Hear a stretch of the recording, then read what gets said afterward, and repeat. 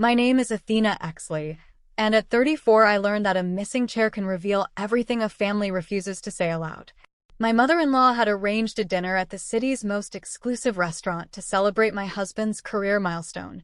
When I arrived, every seat at the long table was taken, every place card engraved, every chair occupied. Diane Marsh gazed at me from the head of the table and smiled the way a woman does when she believes she has already won. What she hadn't counted on was the man running that kitchen, the navy folder in my bag, or the fact that the company we were all there to honor had never, not for one single day, belonged to her son. 48 hours later, the Marshes would lose access to every dollar they assumed was theirs. But I need to back up. Welcome back to Calm Drama Stories, where composed women answer loud betrayals with quiet receipts. No shouting, just the truth and the paperwork to prove it. If a woman choosing herself over a family that never chose her back is your kind of story, drop a comment. Be sure to subscribe and let's get into it. The invitation arrived on a Tuesday, printed on ivory cardstock with gold foil edges, the kind of stationery Diane ordered from a boutique in Savannah that charged more for the envelope than most people spend on the gift inside. It read, "The Marsh family cordially invites you to an intimate dinner celebrating Daniel Marsh's landmark partnership with Howard Hotel Group." Below that, in Diane's looping cursive, Daniel and guest. Not Daniel and Athena. Guest. I held the card up to Daniel that evening while he knotted his tie for a client happy hour. Guest. I asked. He barely glanced at it. Mom probably ran out of room. There's a 2-inch margin, Daniel. He kissed my forehead on his way to the door. She didn't mean it like that. That sentence had become a load-bearing wall in our marriage. Diane didn't mean it when she cropped me from the family Christmas photo. She didn't mean it when she introduced me at her garden club as Daniel's little helper at the office. She didn't mean it when she told the caterer at our own anniversary party that I could eat in the kitchen since I'd feel more at home there. Daniel had a talent for repackaging cruelty as carelessness, and I had spent 6 years letting him. Not because I believed it, but because I was too busy running the company that made all of this, the foil cards, the Savannah stationery, the client happy hours, possible. Nobody at that dinner table knew it yet. And the word guest was going to cost the Marshes more than they could afford. I started washing dishes at a seafood shack called Muller's the summer I turned 16. Minimum wage, no air conditioning. Grease burns up both forearms by August. The head cook was a man named Sal Pacelli, 60 years old, voice like a blown speaker, hands that could break down a halibut in 45 seconds flat. He watched me bust tables for 3 weeks without saying a word. Then one night after close, he set an 8-inch chef's knife on the prep counter and slid it toward me. "You don't flinch," he said. "That's half the job." That knife came in a canvas roll held together with a rubber band. The handle was chipped rosewood. The blade had been sharpened so many times the spine was thinner than a butter knife. I still have it. I kept it through culinary school, through my first sous chef position at 21, through the years I managed kitchens in 3 cities, learning the parts of the restaurant business that never make it onto cooking shows: vendor contracts, lease negotiations, labor compliance, health inspections, insurance claims. By 25, I had filed the paperwork for Keystone Hospitality Group, an LLC, my name on the operating agreement, my savings in the capital account. Keystone didn't build restaurants.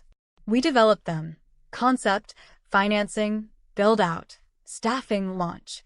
I'd take a failing location, gut the menu, restructure the lease, recruit the talent, and hand a profitable kitchen back to an operator within 14 months. I was good at the invisible work, the work that kept the lights on while someone else stood in front of the camera accepting the compliments. That habit would cost me, but back then it just felt like the right way to build something. The Marshes were a family that lived inside a frame they had built around a picture that no longer existed. 25 years ago, Gerald Marsh, Daniel's father, ran a development firm that bet everything on a resort project outside Hilton Head. It collapsed publicly, the kind of collapse written up in the local business journal, the kind where your neighbors know before your kids do. Gerald drank himself into a quiet disappearance after that, dead by the time Daniel was 20. Diane was left with 2 children, a last name that used to open doors, and enough fury to rebuild a reputation from the wreckage. She did it the only way she knew how: performance. The right country club, the right luncheon circuit, the right vocabulary. Intimate instead of small, curated instead of cheap. She taught Daniel and Whitney that the appearance of wealth was more durable than wealth itself. And for a long time she was right. People believed the Marshes were still the Marshes. No one checked. The problem with Diane wasn't that she was mean. Mean people are predictable. Diane was strategic. Every slight was calibrated. Every exclusion was deniable. She never yelled. She simply rearranged the room until you were standing outside it, and then she'd look surprised to see you there. She had decided on the night Daniel first brought me to dinner. I was 28, still smelling like fryer oil under my perfume, talking about food cost ratios instead of vacation homes, that I was a threat. Not to her son, to the story. Because a daughter-in-law who came up from dishwashing didn't fit the frame, and Diane would break me before she'd resize it. Daniel was charming in the way a hotel lobby is charming. Polished, temperature-controlled, designed to make you feel welcome without ever letting you pass the front desk. He had his mother's jawline and his father's talent for sounding confident about things he didn't fully understand. When we met, he was managing a bar that was 3 months from closing. I restructured its lease, replaced the supplier, and redesigned the cocktail program in a weekend. He watched me do it with a kind of dazzled admiration that I mistook for respect. We married when I was 28. By then, Keystone was generating real revenue, and I needed someone who could be the face, the handshake at the investor dinner, the smile at the ribbon cutting. Daniel fit that role like he was born for it. And in a way, he was. Diane had trained him to perform. I made him the managing partner of Keystone, salaried, with a 10% equity stake carved from my holdings after Harrove Capital Partners had already come in at 20% during a growth round I'd pitched in Charlotte the year before we married. That left me at 70% majority member with a managing partner removal clause that Frances Doyle, my attorney, had insisted on. Insurance, she called it. I told her she was being dramatic. The arrangement worked because I let it stay invisible. Daniel went to the conferences. Daniel took the meetings. Daniel's name got printed on the business cards my capital had paid to print. Everyone assumed Daniel built the company. I never corrected them. That was my flaw, not naivety, not people-pleasing. I was isolated inside my own competence. I believed the work should speak for itself. And I carried everything alone because asking for recognition felt like asking for permission. The work never spoke. It just kept working. And the silence let a false story calcify until it became the only story anyone knew. The Marshes had a tradition of Sunday dinners at Diane's house. Cream tablecloth, matching napkins, a centerpiece that changed with the season. Everyone had an assigned seat. Daniel at Diane's right, Whitney and her husband Brad across the table. Gerald's chair still empty at the head as a monument to grief that Diane had never actually processed. My seat was at the end, the short end, past the wine glasses, past the good flatware, in the spot where the draft from the kitchen door hit your neck every time someone got up. I didn't complain. I brought dessert. I cleared the plates. I asked about Whitney's Pilates and Diane's garden club. For 6 years, I was the model daughter-in-law by every measure except the one that mattered. I was never treated like family. The worst instance happened at Diane's 62nd birthday in front of 11 people. A photographer arrived to take a family portrait.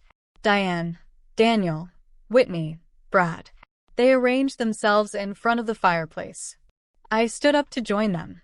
Diane held up one hand, smiled for the lens, and delivered a sentence that would echo in my ears for the next 14 months. Your staff, dear.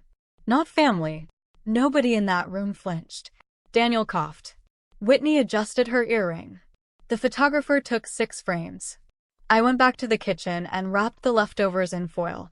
Later that night, Daniel said she was joking. You know, Mom, she's got a dry sense of humor. I know dry humor. I grew up in restaurant kitchens where line cooks roasted each other for sport. Diane wasn't joking. She was filing me into the category she needed me in so the frame wouldn't crack. 3 weeks before the dinner at Sen, I landed the biggest letter of intent Keystone had ever received. Signed, but pending final contract. Howard Hotel Group wanted a flagship restaurant in their new downtown property, a 200-seat concept with a rooftop bar, a tasting room, and a budget north of $4 million for the build-out alone. I'd been courting them for 11 months. I flew to their headquarters in Atlanta twice. I built the pitch deck, the pro forma, the staffing model. I sourced the architect. When the letter of intent came through, it was addressed to Keystone Hospitality Group, LLC, attention, Athena Exley, managing member. Daniel's contribution was a handshake at the introductory meeting and a follow-up email he sent from his phone while watching golf. But Diane's invitation said, celebrating Daniel's landmark partnership with Hauer'n Hotel Group. His partnership. His landmark. The morning it arrived, Daniel called his mother to thank her for organizing the dinner. I listened from the hallway. Mom, it means a lot. Really? This is the one that changes everything for us. Us meant the Marshes, not Athena. The invitation specified Sen, a restaurant with a 3-month waiting list and a prefix that started at $240 a head. A place where Diane could perform status for an audience that would believe it. What she didn't know, what nobody in that family had ever bothered to ask, was how the owner of Sen had gotten his start, or who gave him his first kitchen. Some questions answer themselves if you're paying attention, but the Marshes had never paid attention to anything that didn't already have their name on it. The morning of the dinner, I drove to Francis Doyle's office on King Street. Francis was the kind of attorney who wore reading glasses on a beaded chain and could dismantle a limited liability clause the way a surgeon removes a splinter, calmly, precisely, without looking up. I'd hired her 9 years ago to draft Keystone's operating agreement. She'd insisted on provisions I thought I'd never need: a managing partner removal clause triggered by majority member vote, a non-compete with a 12-month cooling period, and a capital account reconciliation schedule that required annual signatures from all members. Daniel had signed every year without reading a single page. I handed her the navy folder. It was soft leather, the color of midnight sky with Keystone's logo embossed in the corner. Inside, the operating agreement, Daniel's signed acknowledgments, the capital contribution ledger, and the Hauer'n LOI. "You want me to have this notarized today?" Francis asked. "Not a question. I want original certified and a duplicate set locked in your office." She looked at me over her glasses. "You're sure about the timeline?" "Monday," I said. "After the dinner." "After," she repeated. And for a second, I thought she was going to ask why. Instead, she opened her desk drawer, pulled out a notary stamp, and got to work. I sat in the leather chair across from her and held the folder on my lap while she processed the paperwork. It weighed almost nothing. A few sheets of paper, a few signatures, a few numbers. The entire architecture of the life the Marshes thought they owned, portable enough to fit inside a tote bag. I zipped it closed when she finished. The folder went into my bag. I drove home to get dressed for dinner. Whitney called that afternoon. "Just confirming the head count for tonight," she said with that particular brightness that meant she was managing something. "Diane wants to keep it intimate. Close family only." "I'm close family," I said. "Of course you are. I just mean it's a small table. We had to be selective." Selective. I pictured Whitney standing in her kitchen, the one Brad couldn't afford, rehearsing that word in the mirror before she dialed. "Is there a seat for me, Whitney?" A pause, 3 seconds. Long enough to hear her swallow. "I'm sure Daniel can figure something out. He's so good at that." She hung up before I could respond. I stood in the kitchen holding my phone, and something in my chest went very still. Not anger, not sadness, recognition. I'd been here before. Outside the frame, past the good flatware, past the photographer's lens. The Marshes had a system, and I'd been cooperating with it for 6 years because it was easier to carry the weight than to set it down and watch what collapsed. Whitney's phone call wasn't a surprise. It was a confirmation. Close family. I'd remember those words. I textade Daniel. "Whitney says the table is full. Is there a seat for me?" 3 dots appeared, disappeared, appeared again. His reply came 20 minutes later. "I'll talk to Mom." He wouldn't. I knew that the way I knew a kitchen was going down before the first ticket backed up. Something in the rhythm shifts. The noise gets too quiet and you realize nobody is running the pass. Daniel wasn't running anything. He was waiting for someone else to fix it, the way he always had. Senator, the name had been drifting through the city's food scene for 4 years, attached to words like visionary and unmissable, and the kind of breathless Instagram captions that used transcendent to describe a plate of roasted carrots. The chef owner was Declan Hale, 39, Irish-American. built like a middleweight with a tattoo of a paring knife on his left wrist and a James Beard nomination on his wall. Every profile written about him told the same origin story. Declan Hale, self-taught prodigy who opened his first restaurant at 27 with nothing but grit and a vision. I'd read those profiles. I never corrected them because the part they left out, the part Declan himself left out of interviews, not because he was ungrateful, but because I'd asked him to, was that he hadn't been self-taught at all. He'd been my line cook at 22, burning stocks and overcooking risotto in a kitchen I managed when I was barely older than he was. I taught him to break down proteins. I taught him mise en place. When he was ready to open his own spot, I co-signed his first commercial lease because no bank would touch a 27-year-old with no collateral.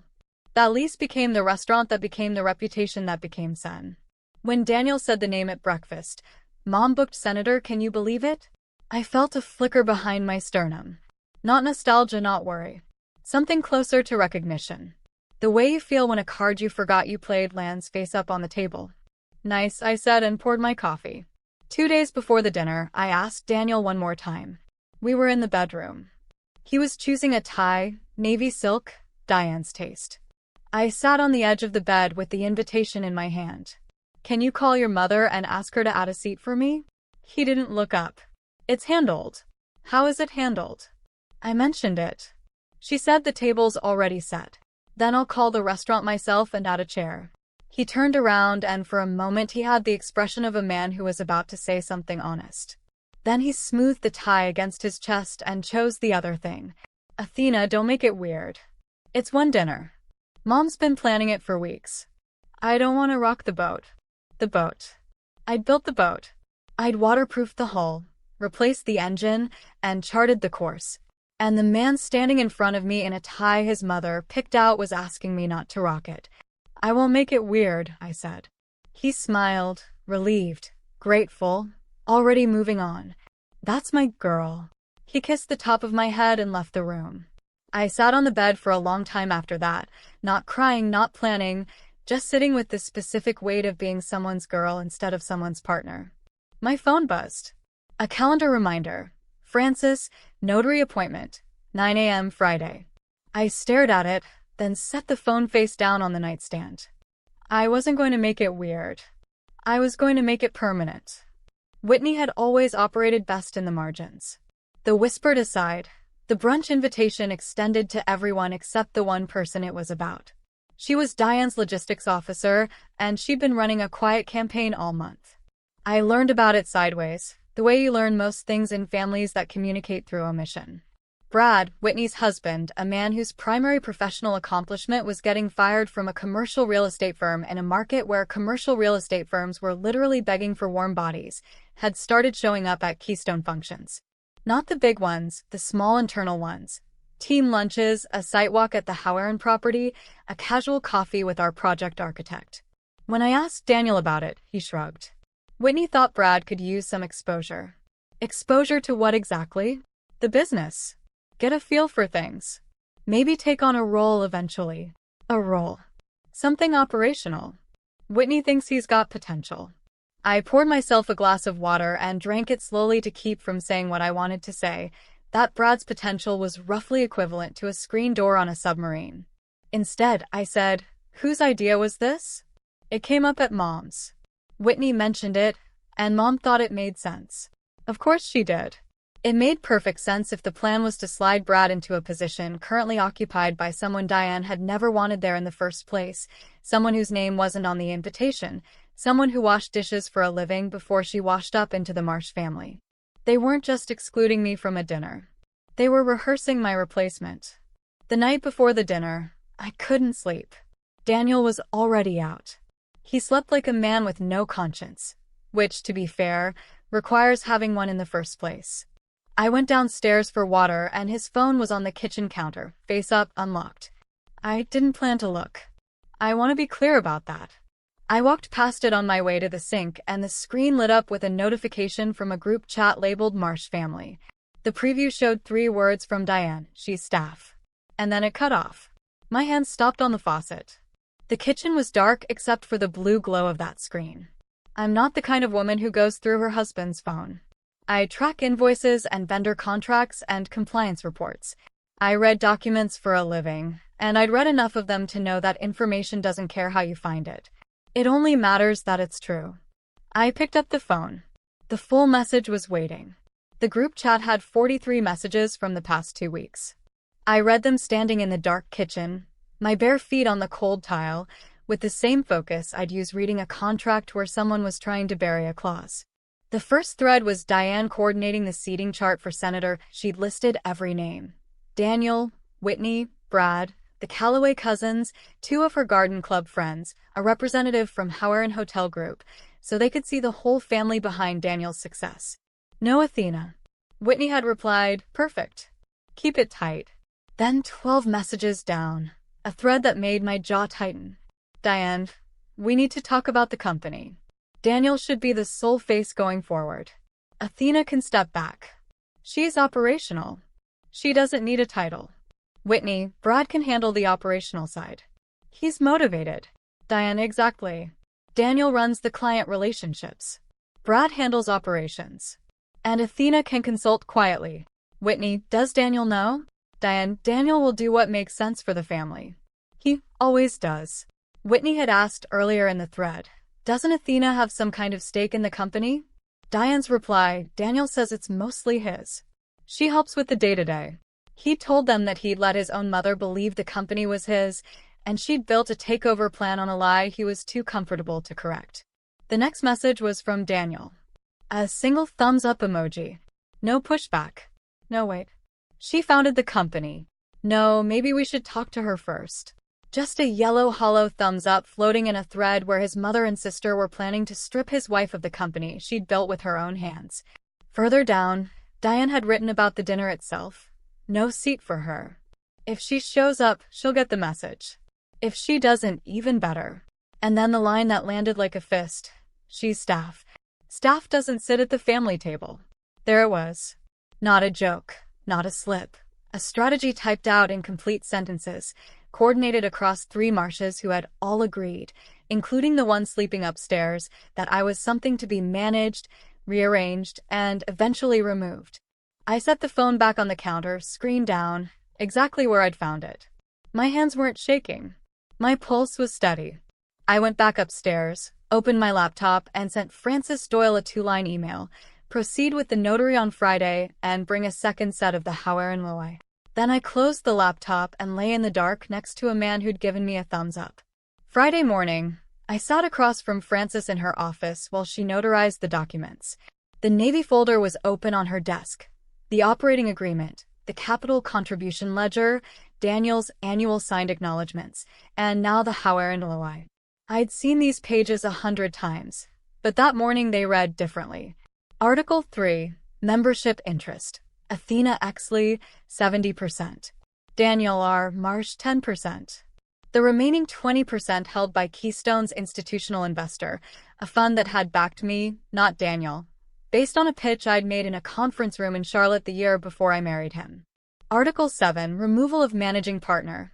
A majority member could initiate removal with 30 days written notice for cause or 60 days without cause. Cause included material breach, failure to perform duties, or conduct detrimental to the company's reputation or operations.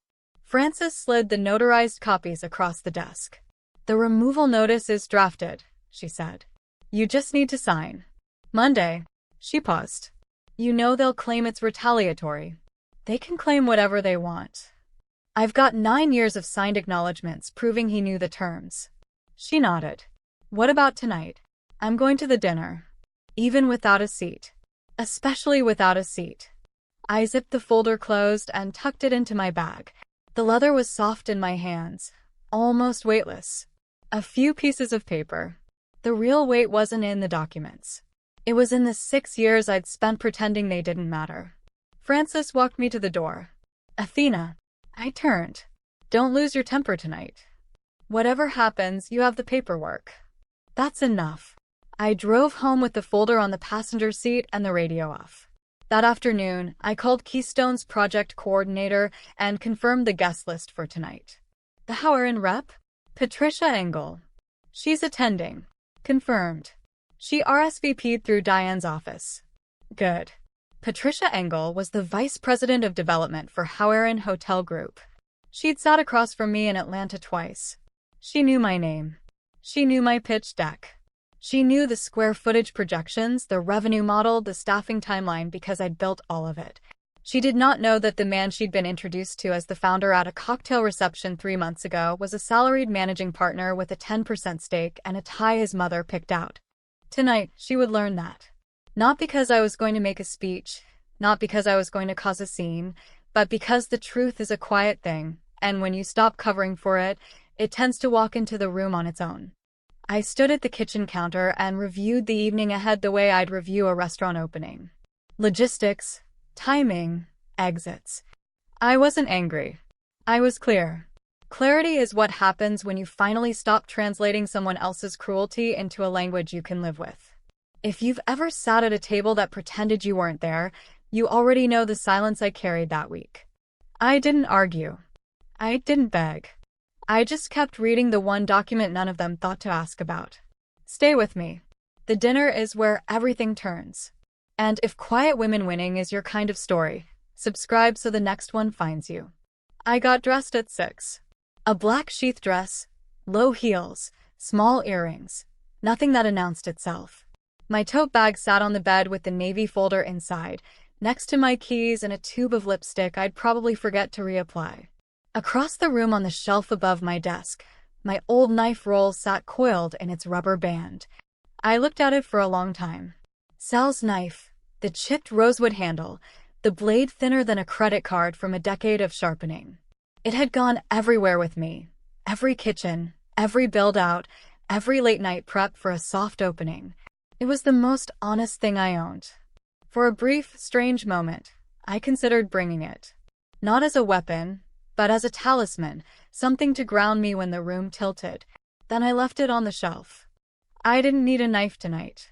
The tool I needed was already in my bag, and it was sharper than anything Sal ever put on a whetstone.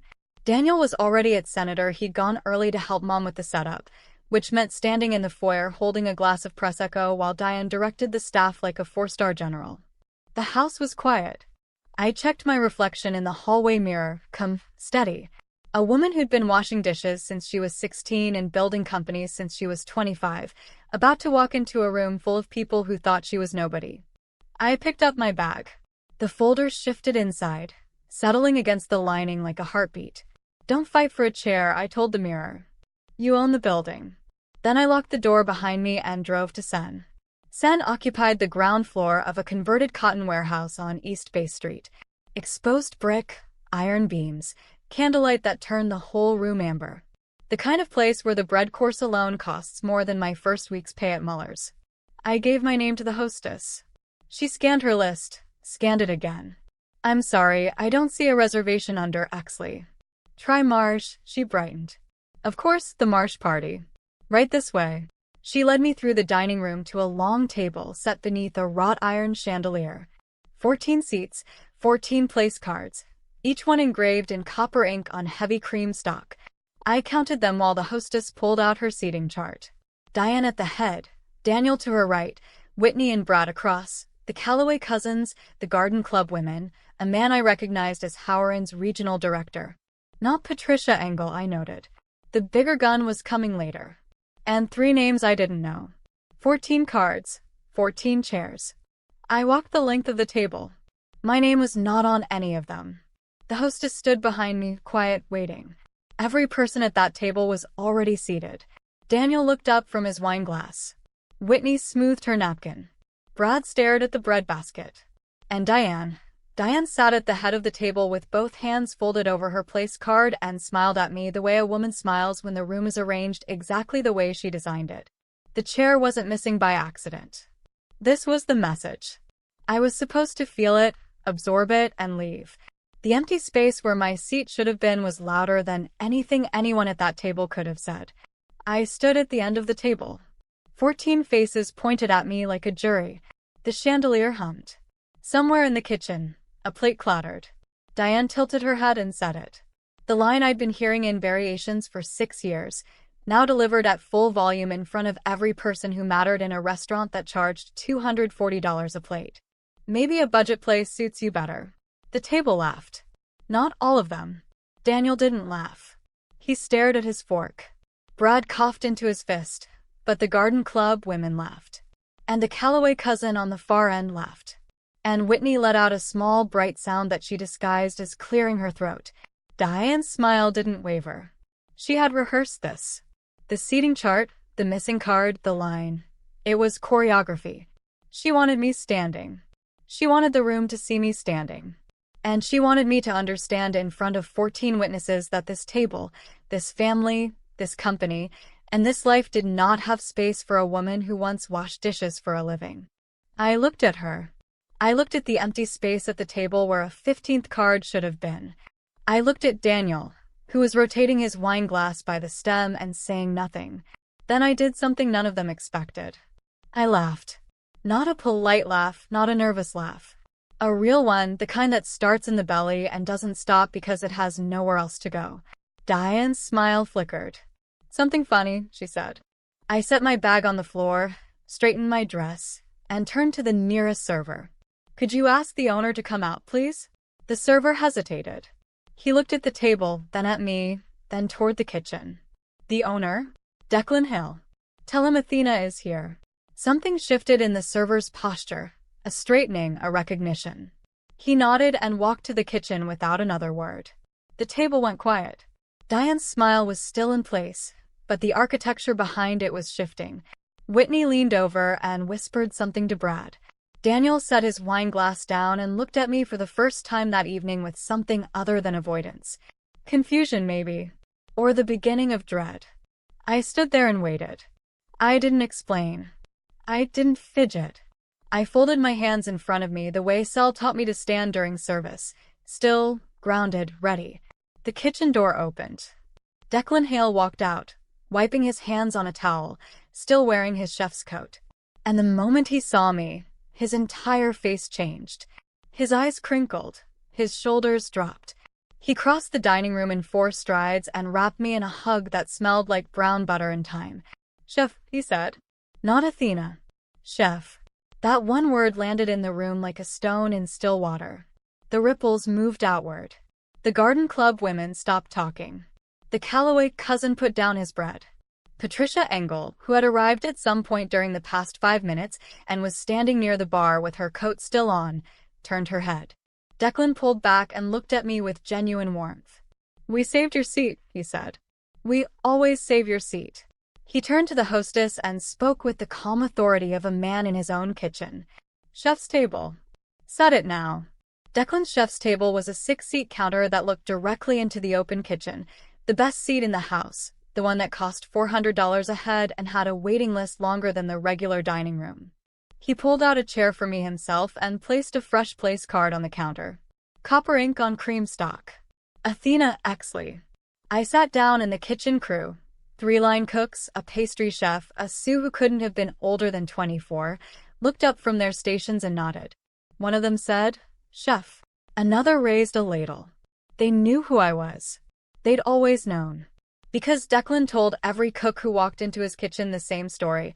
I got my first shot from a 23-year-old woman who ran a kitchen like a surgeon runs an OR. She signed a lease for me when no bank would. Everything I built started in her kitchen. He'd told me that once over drinks after Sen earned its first major review. I'd asked him to stop telling people. He'd looked at me like I'd asked him to stop breathing. I'll stop when it stops being true. He hadn't stopped. The dining room was recalibrating. I could feel it the way you feel a room's temperature change, not all at once, but a degree at a time. The Garden Club women were leaning toward each other. The Calloway cousin was typing something on his phone. And at the long table, Diane sat with both hands flat on the tablecloth, staring at me with an expression I'd never seen on her before. The frame she'd spent 25 years building had just cracked, and the sound hadn't reached her yet. Declan brought the first course himself, seared scallops with saffron beurre blanc, the dish that had earned him his James Beard nomination. He set the plate in front of me and leaned against the counter. Still got the knife Sal gave you? He asked. On the shelf at home. That knife taught me more than culinary school. You holding it over a cutting board at 7 a.m., that's the first thing I think about when I build a menu. He said it loudly enough for the dining room to hear, Not because he was performing, but because Declan had never learned how to be quiet about the things that mattered to him. The long table was watching us now. All 14 faces. Daniel had gone pale. Whitney was gripping the edge of her napkin. Brad looked like a man who had just realized the job he'd been promised didn't exist. And Diane's mouth was open, but nothing was coming out. I picked up my fork. The scallop was perfect. I took one bite and set the fork back down. Then I said it clearly to no one in particular and everyone at once. He learned to cook in my kitchen. No dialogue tag. No explanation. Just a sentence that landed on the table like a deed of ownership, because that's what it was. Declan didn't flinch. He nodded once, the way a man nods at a truth he's carried for 12 years, and walked back into his kitchen. The dining room was silent, except for the sound of someone's water glass hitting the table a little too hard. At the long table, Diane's hands had curled into fists on the tablecloth. The frame wasn't just cracked anymore. It was hanging by a nail. Patricia Engel crossed the dining room. She moved with the deliberate calm of a woman who'd negotiated hotel deals on 4 continents and could smell a power shift from 30 feet away. She stopped at the chef's table and extended her hand. "Athena Exley," she said. "Not a question. You pitched the Howaren flagship in Atlanta last March, the rooftop concept with the vertical garden." I shook her hand. "And again in June." She smiled. "You run Keystone." The room heard it, every syllable. I didn't look at the long table, but I could feel Daniel shifting in his chair, Whitney's whisper cut short, and Diane's fists tighten another degree. Patricia pulled up a stool next to me at the chef's counter. "I've been looking forward to meeting the rest of the team tonight. But the pitch, the pro forma, the staffing model, the build schedule, that was all your work." "It was." "I thought so." She leaned closer. "Between us, the gentleman at the cocktail reception in January, Daniel, he's charming, but he couldn't answer a single question about the revenue model." I said nothing. She nodded as if my silence confirmed something she'd already decided. "I'll have my office send a revised LOI on Monday, addressed correctly this time." She didn't say to you because she didn't need to. She patted the counter once, stood up, and walked back toward the bar. At the long table, 14 people sat in a silence so total I could hear the candle wicks hissing. Daniel's chair scraped against the floor as he turned to look at me. I looked back, not with anger, not with triumph, just with the absolute bone-deep calm of a woman who had stopped covering for the lie. The first person to move was Whitney. She leaned across the table and grabbed Daniel's arm. "What is she talking about?" she hissed. "Who runs the company?" Daniel opened his mouth, closed it, opened it again. He looked like a fish that had been lifted out of the water and placed on a countertop, gills working, eyes blank. Diane hadn't moved. Her hands were still on the tablecloth, flat now, the fists unclenched, as if she'd realized holding on to the surface wasn't going to stop the ground from shifting. The Garden Club women exchanged glances, the rapid, calculating kind that meant the story was already being filed away for Monday brunch. Brad reached for his water glass and missed it entirely. The Howaren regional director cleared his throat and pretended to study the menu. And I sat at the chef's counter with a perfect plate of scallops and a place card with my name on it, watching the room I'd been excluded from rearrange itself around a truth that had been sitting in a Navy folder all along. Nobody asked me to explain. Nobody accused me of lying. The silence was the loudest confirmation I'd ever heard, and I still hadn't opened the folder. I reached into my bag and set the Navy folder on the chef's counter. The leather was soft under my fingers. The Keystone logo caught the candlelight. I unzipped it slowly, not for drama, but because I wanted to be precise, the way I'd been precise about everything I'd ever built. "Daniel," I said. My voice was even. "I'm going to read something and I'd like you to listen." He didn't answer, but I wasn't asking permission. I pulled out the operating agreement and opened it to Article 3. Keystone Hospitality Group, LLC. Membership interest. Athena Exley, 70%. Daniel R. Marsh, 10%. Harrove Capital Partners, 20%. I looked up. Every face at the long table stared at me. Patricia Engel stood by the bar, arms crossed, expression neutral. Declan leaned against the kitchen pass, watching. "You signed this 9 years ago, Daniel." You signed the acknowledgement every year since. Your 10% stake entitles you to a salary and a distribution schedule. It does not entitle you to the company. Diane stood up. Her chair made a sound like a gunshot on the hardwood. This is absurd. Daniel built that company from nothing. Diane. I turned to her. You're welcome to read the document yourself. Page 4, paragraph 2. The founding member is listed by name. It isn't Daniel. I set the agreement flat on the counter where anyone could see it. 9 years of signatures. 9 years of capital contributions mine. 9 years of a man who'd never read the paperwork signing his name at the bottom of a page that said in plain language that his wife owned the company he told everyone was his. The room was so quiet I could hear the ice melting in someone's water glass.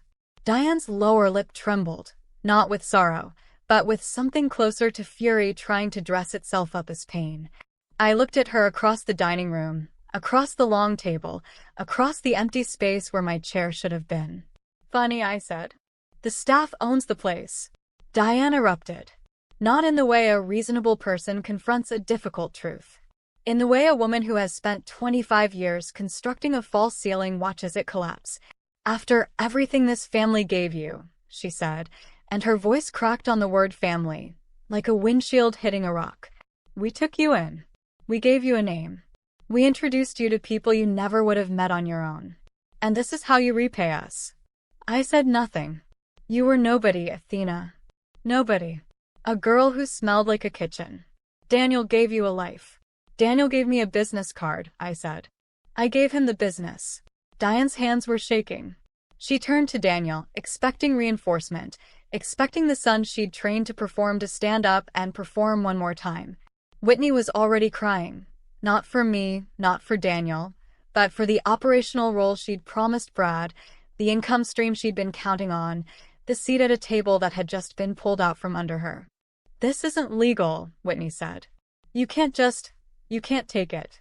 I'm not taking anything, I said. I'm keeping what's mine. Brad was staring at the tablecloth. The Garden Club women had the wide-eyed, slightly thrilled expression of people who had just been handed enough material for 6 months of brunch conversation. The Howaren regional director was already on his phone, and Diane kept going, louder, faster, the performance crumbling in real time. She called me ungrateful. She called me cold. She said I'd never understand what family meant. Through all of it, I sat at the chef's counter with my hands folded and my voice level. I didn't raise it once. There was nothing to raise it for. The documents were on the table. The truth was in the room, and the woman who told me I was staff was standing in a restaurant owned by a man I'd trained, screaming at a woman who owned the company paying for her lifestyle. When the noise died down, and it always dies down the way a kitchen fire goes out when you cut the gas, I spoke. Here's what happens on Monday, I said. Francis Doyle, my attorney, will file the managing partner removal notice under Article 7 of the operating agreement. Daniel's role as managing partner terminates with 60 days written notice. The agreement allows removal by majority member vote without cause. I don't even need a reason. But if anyone asks, 6 years of misrepresenting his authority to clients and investors, a capital account he never funded, and telling his own family he owned a company that was never his are all on the record. Daniel made a sound, not a word, but something between a gasp and the start of a sentence that never arrived. The salary stops, I continued. The distributions stop. The title stops. Brad will not be offered a position because there is no position to offer. The company isn't hiring family members who can't explain a food cost ratio. Whitney flinched. Howaren will be notified that all future correspondence should be directed to me. Patricia has already indicated her office will reissue the LOI under the correct contact. I looked at Daniel. And I'm filing for divorce. My attorney will handle the asset separation. The operating agreement is clear on what belongs to the company and what belongs to the marriage. You'll find they don't overlap much. Nobody spoke. Diane had sunk back into her chair, her face blotchy, her hands gripping the armrests. Whitney was typing furiously on her phone, calling a lawyer or probably Googling, "Can my sister-in-law fire my husband?" Brad had pushed his chair back from the table like a man preparing to leave a building that was on fire. The 14 place cards sat in their copper ink undisturbed, and the 15th, mine, glowed under the kitchen lights at the chef's counter, exactly where it belonged. Daniel stood up. His chair scraped the floor again, and every head in the room turned. For 1 second, one honest, unguarded second, he looked at me the way he used to when we were first together, when I was restructuring his failing bar, and he watched me like I was the most competent person he'd ever met. "Mom," he said. His voice was rough. She built all of it. The room held its breath. Diane looked at her son with an expression I'd never seen. Not anger, not manipulation, but fear. Real fear. The kind that comes when the performance stops and there's nothing behind the curtain. Daniel opened his mouth again and I saw it. The fork in the road. The moment where he could have chosen the truth. He could have turned to me and said, "I knew. I knew the whole time." And I was too afraid to say it. Instead, he turned to his mother. "I'm sorry, Mom. I should have managed this better." Managed. Not told the truth. Not stood by his wife. Managed. The word hung in the air like smoke. He reached for Diane's hand. She took it, her chin trembling, already composing the version of this story she'd tell at Garden Club, the one where Athena was the villain, where Daniel was the victim, where the Marshes were a good family ambushed by an ungrateful wife. I watched him choose her. I watched him choose the frame over the picture, the performance over the person, the mother who taught him that love was a thing you staged for an audience. And I felt something like go inside my chest, not with a crack, but with a click, like a lock releasing. "I'm not leaving the table," I said. "I'm leaving the marriage." I picked up my bag. I picked up the Navy folder. And I walked out of Sen the same way I'd walked into every kitchen since I was 16. Upright, steady, and ready for whatever came next. The parking lot was cool, May in the Low Country. The jasmine was blooming, and the air was thick with it, sweet enough to make you forget that 20 minutes ago you had just detonated the central lie of a 6-year marriage in front of 14 witnesses and a James Beard nominee. Declan caught me at my car. He'd taken off his chef's coat and was standing in a plain white t-shirt, arms folded, looking at me with the steady expression of a man who'd known this was coming before I did. "You good?" "I'm good. You need anything?" "A decent night's sleep and a real estate attorney." He almost smiled. "I'll have the scallops boxed up for you. Keep them. Feed the staff." He nodded. Then he did something Declan never did in public. He hugged me again and held on. "Chef," he said quietly into my shoulder. "Thank you for all of it." I drove home with the windows down and the radio off. The Navy folder sat on the passenger seat. The house was dark when I arrived. Daniel wasn't home. I didn't expect him to be. I changed into sweats, made a cup of tea, and sat at the kitchen counter in the same spot where I'd read the Marsh family group chat 24 hours earlier. The phone screen was dark. The counter was clean. The jasmine came in through the open window. I didn't cry. I wasn't sad. I was the particular kind of calm that comes after you've been carrying a weight for so long that setting it down feels like floating. Monday went the way Mondays go when you've spent the weekend preparing. Francis filed the removal notice at 9 a.m. By noon, Daniel's access to Keystone's accounts, email, and project management systems had been suspended. By 3 p.m., his corporate card was deactivated. He called me twice. I didn't answer.